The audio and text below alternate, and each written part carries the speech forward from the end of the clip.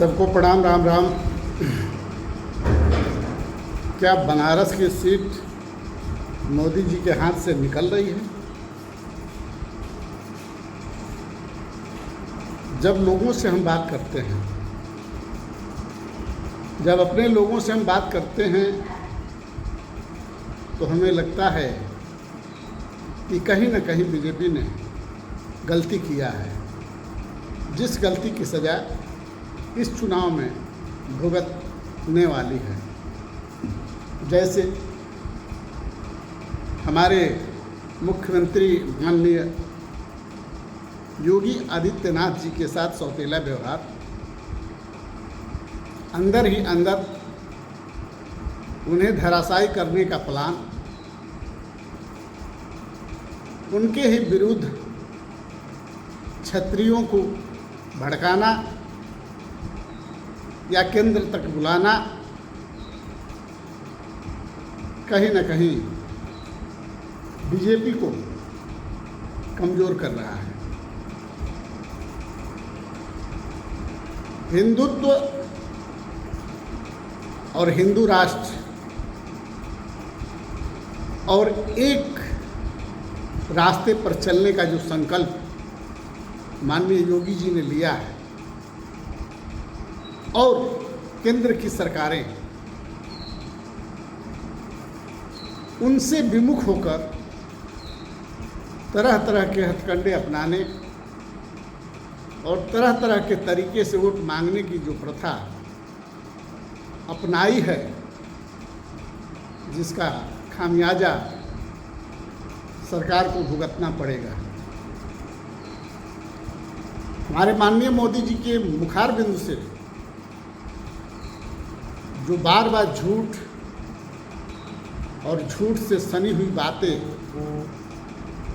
निकलती रही हैं, जिस पर 10 वर्षों तक समाज के लोग, देश के लोग ध्यान नहीं दिए, चाहे वो बनारस में माता गंगा की बुलाने की बात हो, घाट पर विवेकानंद जी, तुलसीदास और कालिदास जी को प्रवचन करने की बात हो, या हम पठान के बच्चे हैं, या हम आहिर के बच्चे हैं, हम जदवंशी हैं, या तमाम तरह की जो बातें प्रधानमंत्री जी के मुखार बिंदु से लोग आया, जब तक उनके सितारे अच्छे थे तब तक उनकी सारी झूठी बात समाज को बहुत अच्छे लगे।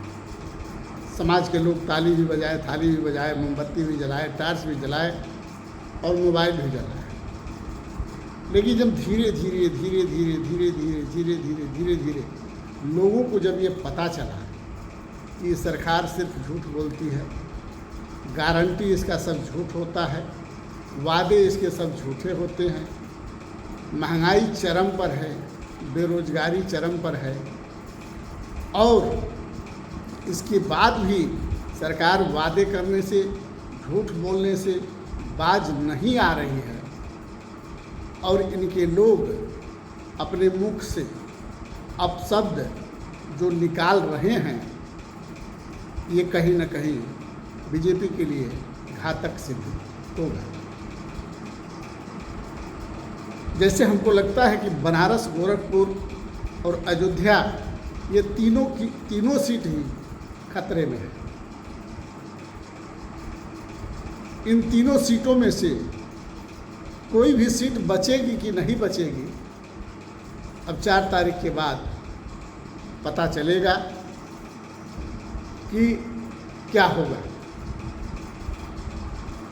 अब जैसे प्रधानमंत्री जी का एक वक्तव्य था कि गांधी जी को कोई जानता नहीं था।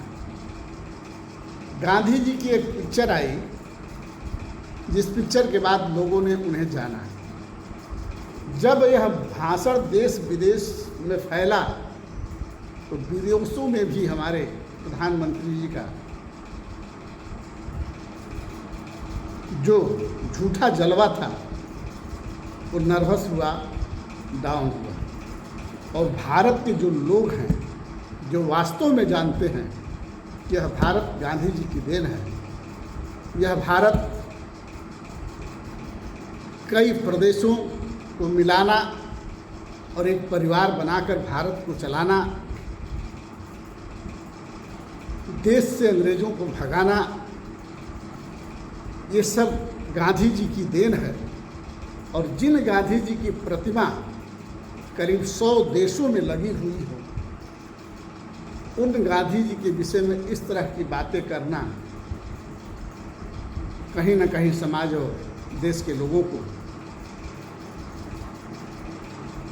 पचा नहीं। जैसे कुछ लोगों ने कहा कि अभी ये जो चुनाव जीतने के लिए जा करके दूर दराज में ध्यान लगाए हुए हैं, जब वो वहाँ से लौटेंगे तो कहेंगे कि विवेकानंद जी को कोई जानता नहीं था, जब मैं वहाँ जाकर ध्यान लगाया तब लोगों ने विवेकानंद जी को जाना।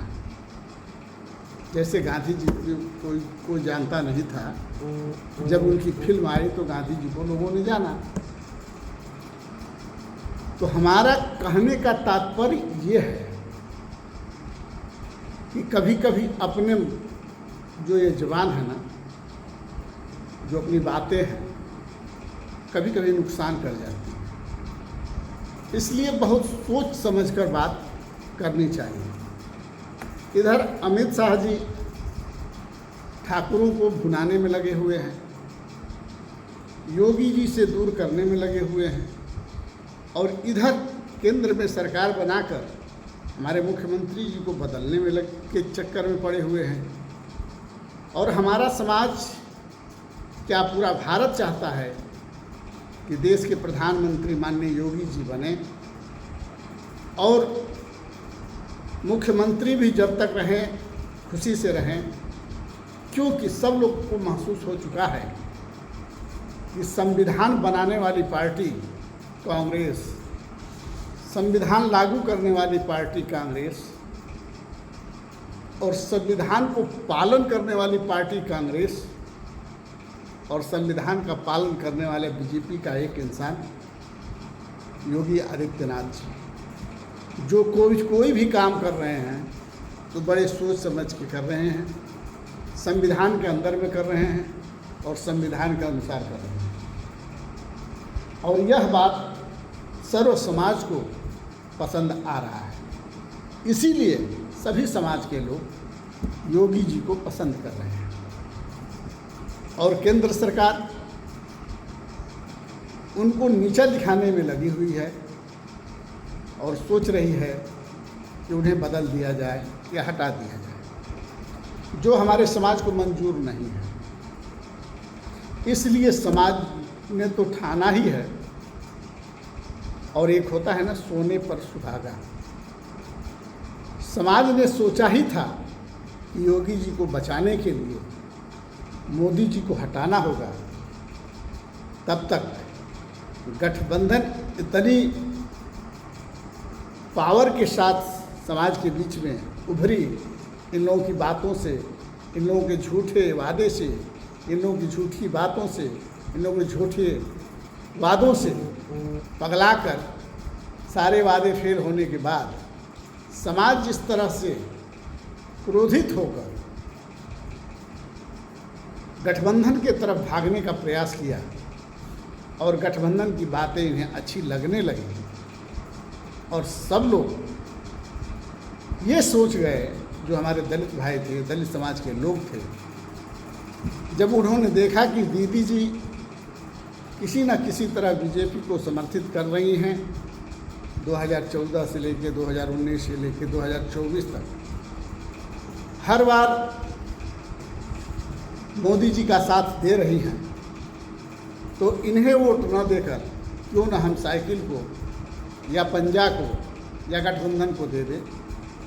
यह सोचकर सभी लोगों ने खुशी खुशी प्रेम पूर्वक गठबंधन को वोट दिया, और खूब दिया। पूरा भारत जानता है कि समीकरण बदल चुका है, प्रधानमंत्री बदलने वाला है, लेकिन लोगों के अंदर एक डर दहशत बना हुआ है कि हो ना हो कहीं ध्यान के साथ साथ ध्यान के पीछे कोई अनहोनी या होनी न छिपी हो, क्योंकि मीडिया तो उनके तेज और प्रताप, उनके तप और तपस्या दिखाने में लगा हुआ है। और उधर कोई खेल न हो जाए जो 2014 और 2019 में हुआ।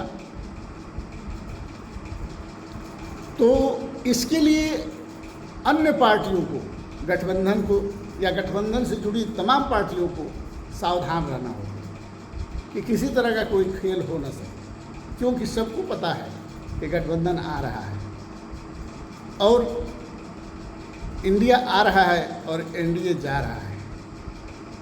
और जब इंडिया जा रहा है और इंडिया आ रहा है तो एनडीए इंडिया के साथ कुछ भी कर सकता है। इसलिए इन लोगों ने, जो गठबंधन के लोग थे, अपने मुखारबिन से कोई भी ऐसी बात नहीं बोले जिससे कि इनकी पार्टी पर किसी तरह का ब्लेम या कलंक लगे। जबकि बीजेपी के लोग, एनडीए के लोग आए दिन कुछ न कुछ ऐसे ऐसे वक्तव्य बोलते रहे जिसका परिणाम एनडीए को भोगना पड़ रहा है या पड़ेगा। जैसे कि 400 के पार सीट इसलिए चाहिए क्योंकि हमें संविधान खत्म करना है। गांधी जी को गांधी पिक्चर आने से पहले कोई नहीं जानता था। ऐसे ऐसे तमाम बातें जो समाज के बीच में एक ऐसी छाप छोड़ के गई कि सबको ये लगने लगा कि यह सरकार किसी काम की नहीं है। यह सरकार सिर्फ समाज को धोखा देने, देश को धोखा देने और अंग्रेज़ों की तरह, पूरे अंग्रेज़ों की तरह देश को लूटने आई है, देश को झूठने आई है, देश को बर्बाद करने आई है। यह सबके मन में बैठ गया। हम सभी लोग, चाहे वो पढ़े लिखे हों, चाहे बिना पढ़े लिखे हों, चाहे विद्वान हों या कोई भी हो, सबके मन में एक ही बात आई है कि यह सरकार सिर्फ बात करती है, कोई काम नहीं करती। सिर्फ इनकी सरकार बातों से चल रही है जो बहुत ही नुकसानदायक है, समाज हित में नहीं है, देश हित में नहीं है। जब देश और समाज ही सुखी न हो तो सरकार लाने से क्या फायदा। रह गई माननीय योगी जी की बात, तो ये लोग योगी जी को हटाने की भरपूर कोशिश कर रहे हैं, लेकिन हम जाते जाते ये भी कह देना चाहते हैं, जिस प्रकार मोदी जी के चलते बीजेपी का अस्तित्व बचा था, उसी तरह बीजेपी का अस्तित्व या मुकुट योगी जी ही है। क्योंकि मोदी जी के बाद बीजेपी को अगर कोई बचा सकता है तो वो योगी जी ही बचा सकते हैं, नहीं तो जहाँ से बीजेपी आई थी वहीं बीजेपी चली जाएगी 2 सीट पर।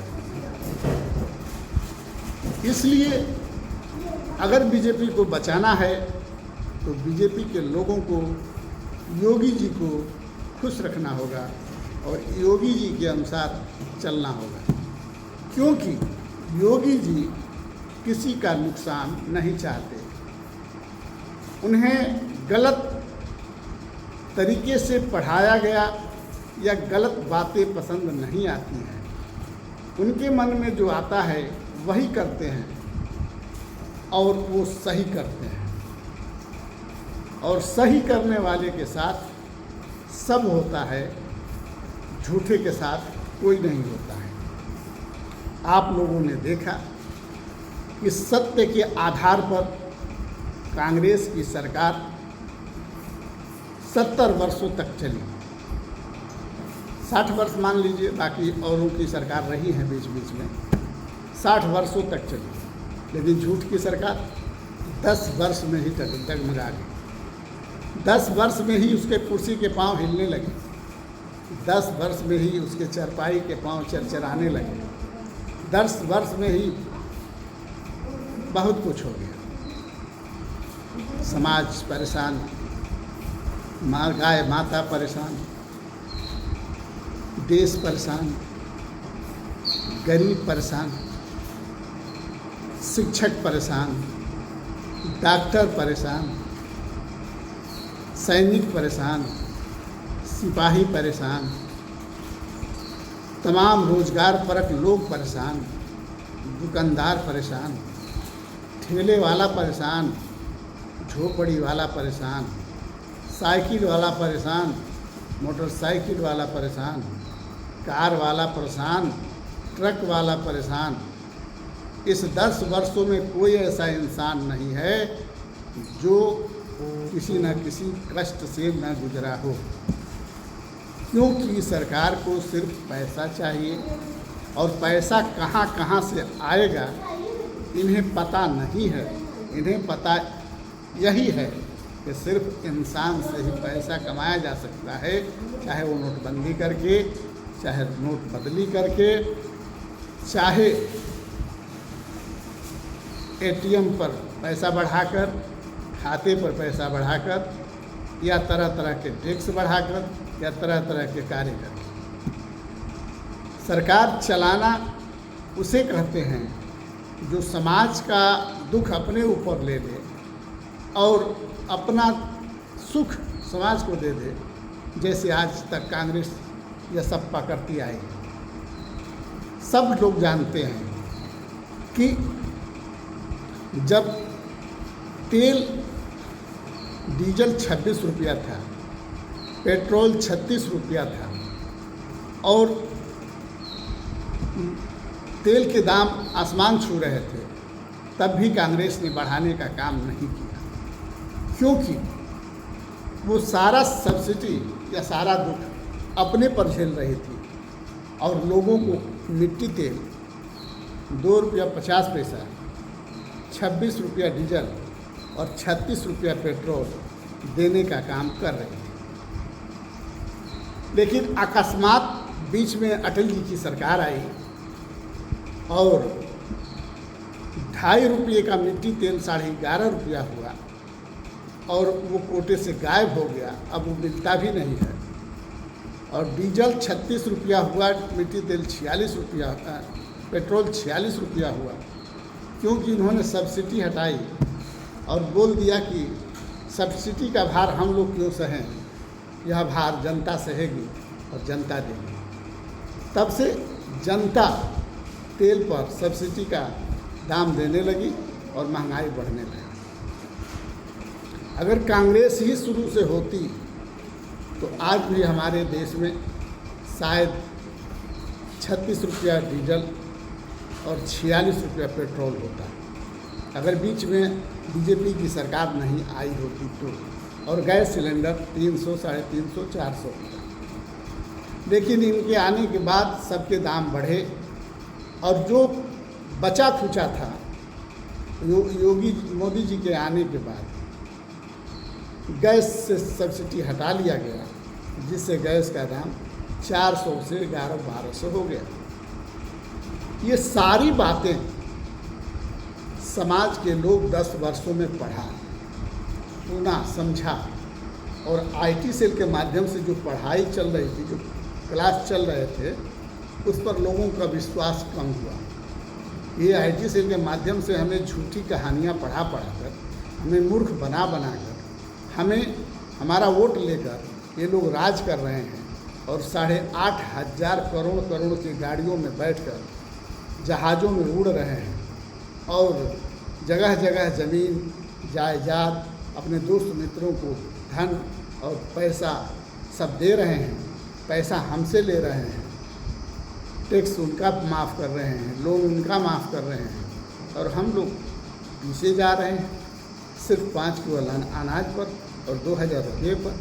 ये सब देखते देखते देखते देखते समाज में एक तरह का विद्रोह व्याप्त हुआ, समाज में एक तरह का अंदर से घृणा व्याप्त हुआ सरकार के प्रति। आज हमारे समाज के सभी लोगों को मन की बात जब हमने देखा तो सबका कहना यही था कि बीजेपी में जितने भी लोग हैं वो सब नदारत हैं, किसी काम के नहीं हैं। कोई लुटेरा है, कोई झूठा है, कोई पापी है, कोई दुराचारी है, कोई कुछ है, कोई कुछ है, कोई कुछ है। अगर उस पार्टी में कोई अच्छा इंसान है तो माननीय योगी जी हैं, उनके सिवाय उस पार्टी में कोई नहीं है। योगी जी मोदी जी से भी अधिक चर्चित हैं। जानते हैं कि देश में ही नहीं पूरे विदेश में भी योगी जी की वाहवाही होती है, और योगी जी की चलते ही मोदी जी की वाहवाही होती है। लेकिन लोग, बीजेपी के लोग ये समझने से इनकार कर रहे हैं, जिसका खामियाजा इस इलेक्शन में भोगना पड़ सकता है। अगर यह सरकार ध्यान के समय ध्यानस्थ होकर कोई गणित नहीं किया होगा, किसी तरह की कोई चाल नहीं चली होगी, किसी तरह का कोई छल कपट नहीं किया होगा तो गठबंधन की सरकार बनेगी। अगर पिछली सरकारों की तरह इस बार भी खेल किया होगा तो सरकार एनडीए की बन सकती है, नहीं तो नहीं बनेगी। क्योंकि इस समय न सर्जिकल स्ट्राइक हुआ है, न पुलवामा हमला हुआ है, कोर्ट खुशी से बीत चुका है। अब खेल ईवीएम का हो सकता है। अगर ईवीएम खेल से बचा तो एनडीए की सरकार नहीं बनेगी, अगर खेल हो गया तो एनडीए की सरकार बनेगी। और जब एनडीए की सरकार बनेगी तो योगी जी के ऊपर एक खतरा होगा, जो खतरा समाज और देश सबके लिए होगा। इसी सब बातों के साथ जय हिंद, जय भारत, जय सरस्वती।